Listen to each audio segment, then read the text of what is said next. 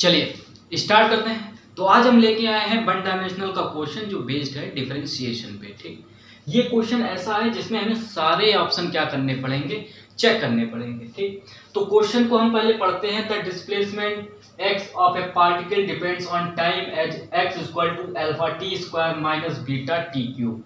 ये हमें डिस्प्लेसमेंट की इक्वेशन दी हुई है x equal to alpha t square minus beta t cube. ठीक, तो पहले हम सारे ऑप्शन देख लेते हैं इसमें दिया क्या क्या है, और फिर उस हिसाब से हम बात करेंगे।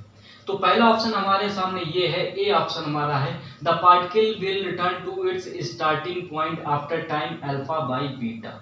अल्फा बाई बीटा वो टाइम है जिस टाइम पर पार्टिकल अपनी पॉइंट पर क्या हो गया था, वापस आ गया था। ठीक, अपने पॉइंट पर वापस आ गया था। कोई भी पार्टिकल, कोई भी कार अगर जहां से चलना स्टार्ट करती है, जिस पॉइंट से चलना स्टार्ट करती है, जिस पोजीशन से चलना स्टार्ट करती है, अगर घूम के उसी पॉइंट पर वापस आ जाए तो डिस्प्लेसमेंट जीरो हो जाता है। दूसरा ऑप्शन हमारे सामने ये है, बी ऑप्शन हमारा, the particle will come to rest after time 2 alpha by 3 beta. Time 2 alpha by 3 beta वो टाइम है जिस टाइम पर पार्टिकल रेस्ट पर आ गया। हम जानते हैं कि कोई भी कार रेस्ट पर कब आती है, उसकी वेलोसिटी जैसे ही जीरो होती है वो रेस्ट पर आ जाती है, तो इसमें हमें वेलोसिटी जीरो करनी पड़ेगी। तीसरा ऑप्शन हमारे सामने ये है, सी ऑप्शन हमारा, the initial velocity of the particle was zero but it's initial acceleration was not zero.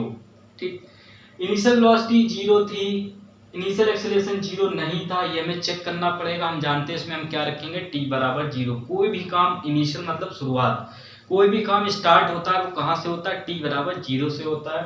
ठीक है, चौथा ऑप्शन हमारे सामने है D, no net force will act on the particle at t equal to alpha by 3 beta.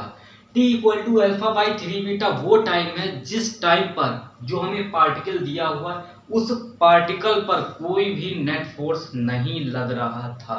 तो ये सब option हमें देखने पड़ेंगे। लेकिन बात यहाँ वेलोसिटी की भी हुई है, बात यहाँ एक्सेलरेशन की भी हुई है।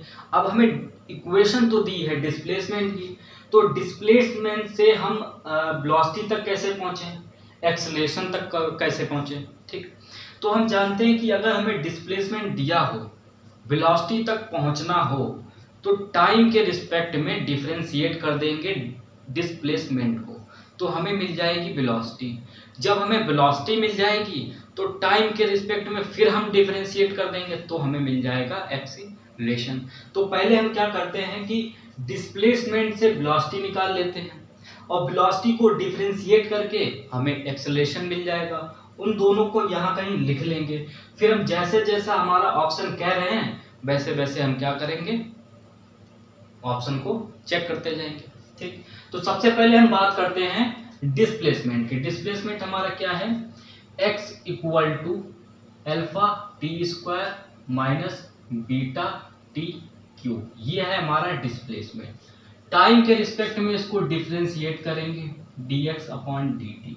ठीक, डिफरेंशिएशन इंटीग्रेशन अगर किसी को नहीं आता है तो हमको बता दे, हम डिफरेंशिएशन इंटीग्रेशन जितना भी फिजिक्स में यूज होता है उतना बता देंगे। ठीक, लेकिन यहाँ पे देख लेते हैं थोड़ा सा, जैसे कि हमें दिया हुआ है y इक्वल टू एक्स की पावर n। ठीक, तो अगर हम dy अपॉन dx करते हैं तो क्या होता है, जो x के पावर में है वो आगे आ जाता है और इसमें से क्या हो जाता है, पावर में से एक माइनस हो जाता है, n हमारा आगे आ जाएगा और पावर है जो n है उसमें से n माइनस 1 हो जाएगा। ये फार्मूला होता है। अब जैसे कि हमें दिया हो कि y equal to t cube. ठीक, t है तो t के रिस्पेक्ट में डिफरेंशिएट करेंगे तो dy अपॉन dt। ठीक, 3 क्या होगा, आगे आ जाएगा 3t और 3 में से क्या हो जाएगा, माइनस हो जाएगा। 3 में से क्या हो जाएगा, माइनस हो जाएगा। ठीक, ये हो गया हमारा, तो क्या बनेगा ये यहाँ पे 3t स्क्वायर। ठीक, ये हो गया हमारा थोड़ा मोटा डिफरेंशिएशन। इसको क्या करते हैं, हटा देते हैं। नहीं आता है क्योंकि इसका पूरा, इसमें बहुत से मतलब चीज़ें होती हैं, पूरा पढ़ना पड़ेगा, ऐसे समझ में नहीं आएगा, तो इसका एक अलग से लेक्चर बन सकता है। ठीक, तो यहाँ पे हम क्या करते हैं, डिस्प्लेसमेंट को टाइम के रिस्पेक्ट में डिफरेंशिएट कर रहे हैं, तो हमको मिल जाएगी वेलोसिटी। हम जानते हैं वेलोसिटी इक्वल टू क्या होता है, displacement upon time, velocity equal to. ठीक, तो 2 आगे आ जाएगा, 2 अल्फा टी, और 2 में से एक माइनस हो जाएगा, तो टी की पावर कितनी बचेगी, 1। ठीक, 1 को लिखते नहीं, माइनस लगा, माइनस लगा दिया। ऐसे ही इसका होगा, टी की पावर 3 है, 3 आगे आ जाएगा, 3 बीटा और टी स्क्वायर, क्योंकि 3 में से 3 आगे आ गया, 3 में से एक माइनस हो जाएगा, तो ये हमें मिली वेलोसिटी। तो ये है हमारी वेलोसिटी आ गई। अब हम एक्सेलरेशन भी निकाल लेते हैं। एक्सेलरेशन कैसे आएगा, अब dv अपॉन dt कर दिया।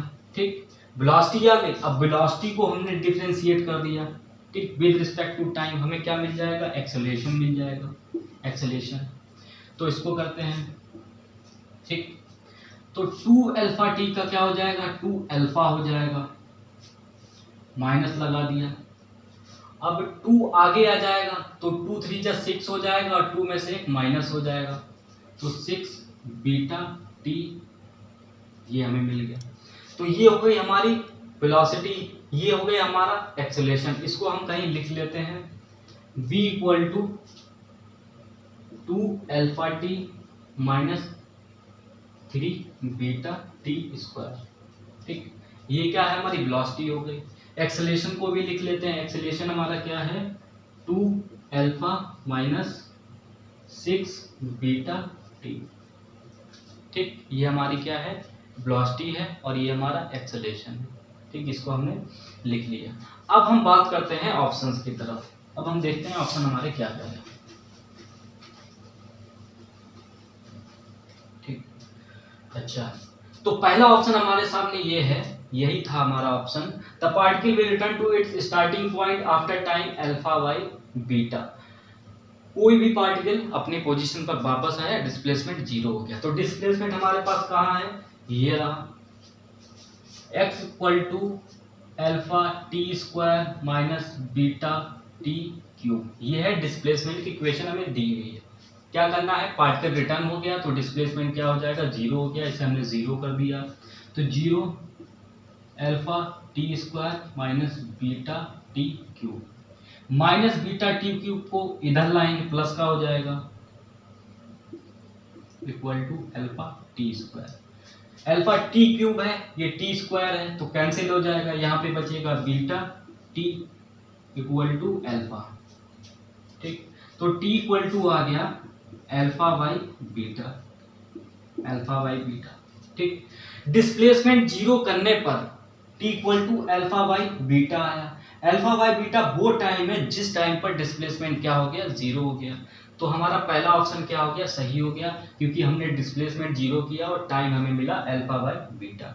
ठीक, अब दूसरे ऑप्शन पे चलते हैं। दूसरा ऑप्शन क्या है हमारा,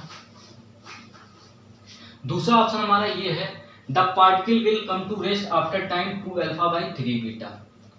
ठीक, रेस्ट पर आया है कोई भी पार्टिकल, रेस्ट पर कब आता है, जब उसकी वेलोसिटी क्या हो जाए, 0 हो जाए। वेलोसिटी हमारे पास है कहाँ, ये रही, v equal to 2 alpha t minus 3 beta t square, ये हमारी वेलोसिटी।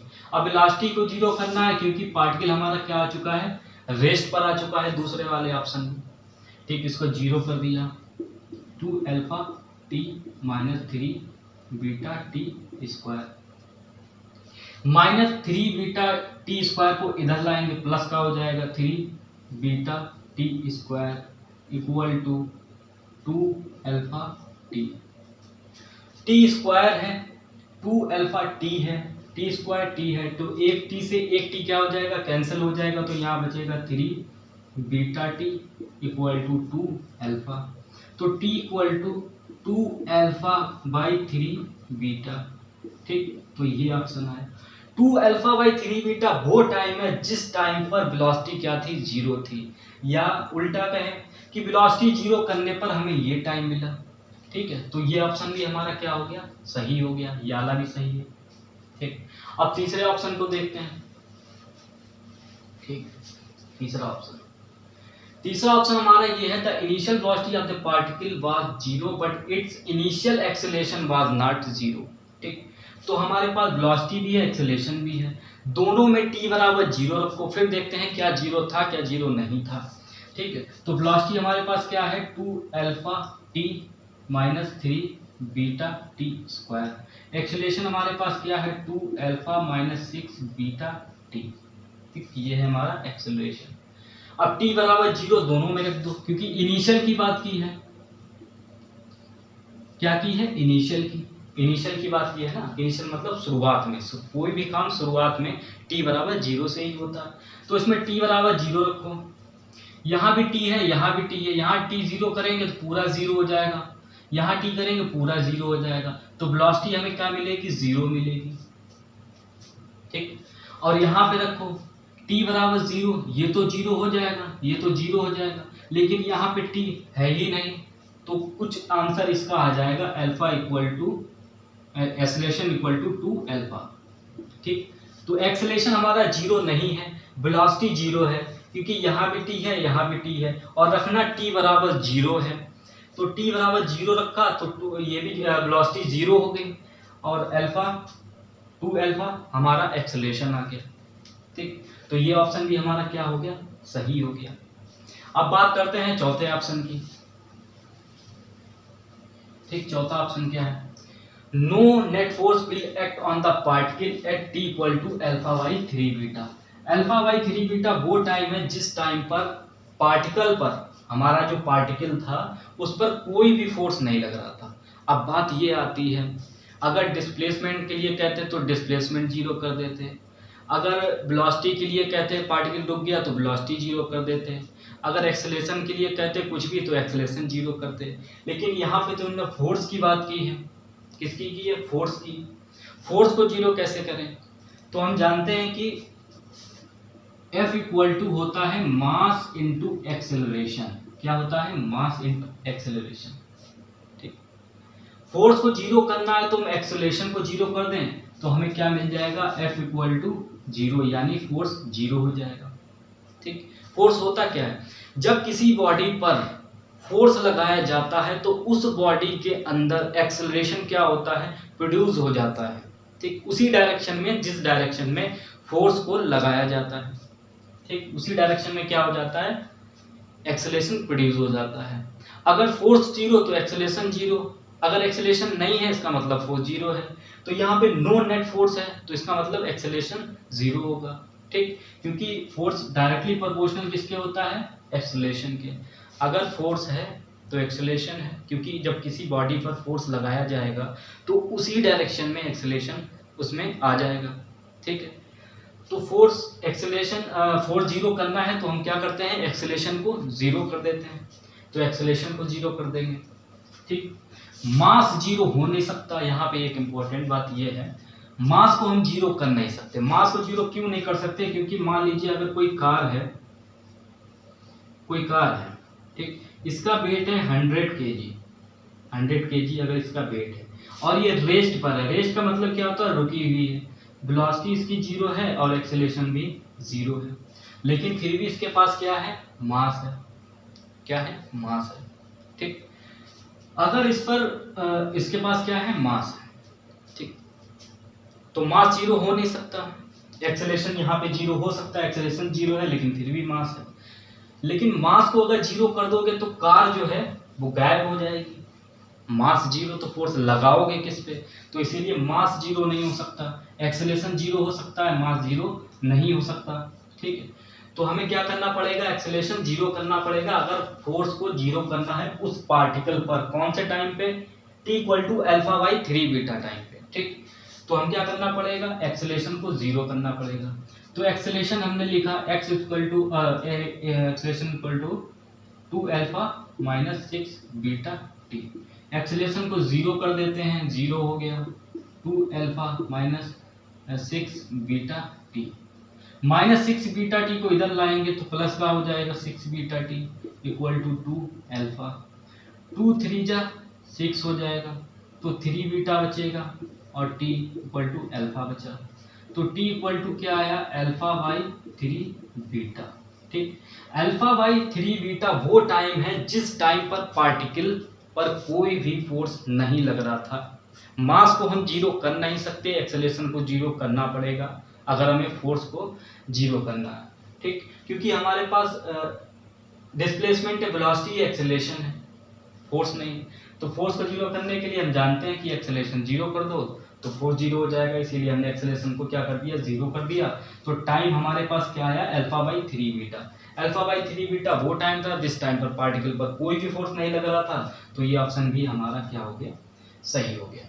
ठीक, तो हमने इसमें क्या देखा कि कोई भी पार्टिकल अगर रिटर्न होता है तो उसका डिस्प्लेसमेंट जीरो हो जाता है। ठीक, कोई पार्टिकल कहीं से भी घूम के आए, चाहे सर्किल में घूम के आए, अगर उसी पोजीशन पर वापस आ गया तो डिस्प्लेसमेंट जीरो हो जाएगा, क्योंकि डिस्प्लेसमेंट पाथ इंडिपेंडेंट होता है, रास्ते पर निर्भर ही नहीं करता, ओनली इनिशियल और फाइनल पॉइंट पर डिपेंड करता है। दूसरा हमारा ये तो पता ही है, the particle will come to rest after time. कोई भी रेस्ट पर कोई भी जो व्हीकल होता है वो रेस्ट पर कब आता है, जब उसकी वेलोसिटी क्या हो जाए, जीरो हो जाए, तभी तो वो रुकेगी, तभी तो रेस्ट पर आएगी।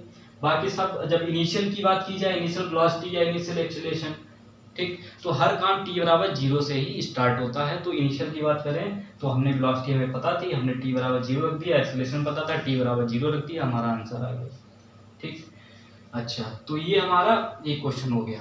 अब हम अगला क्वेश्चन लेके आएंगे, उसमें जो है देखेंगे कि कोई भी किसी भी बॉडी पर अगर कोई बॉडी जो है मोशन में है, कोई भी बॉडी क्या है, मोशन में है, अगर उसका एक्सेलरेशन डिक्रीज कर दिया जाए, अगर उसका एक्सेलरेशन क्या कर दिया जाए, डिक्रीज कर दिया जाए, तो उसकी स्पीड पर क्या इफेक्ट आएगा, स्पीड बढ़ेगी या घटेगी, ये हमें चेक करना पड़ेगा। ठीक, तो मिलते हैं अगले वीडियो में।